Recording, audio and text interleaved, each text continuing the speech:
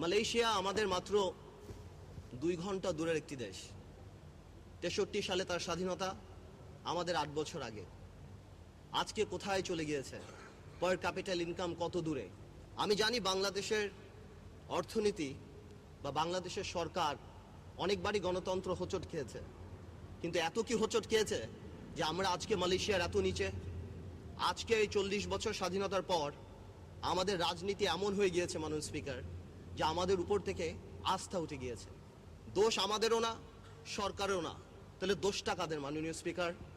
আমার মনে হয় দোষটা আমাদের জনগণের, যারা ঘুরে ঘুরে বারবার আমাদেরকে ভোট দেয়। আমরা কথা বললেই সরকার দল দুর্নীতির কথা বলে। মাননীয় স্পিকার, আমি আপনাকে কিছু ডিজিটাল দুর্নীতির স্যাম্পল দিতে চাই। দুর্নীতির কথা স্টার্ট করলেই শেয়ার মার্কেট নিয়ে কথা বলতে হয়, অর্থনীতি নিয়ে কথা বলতে হয়।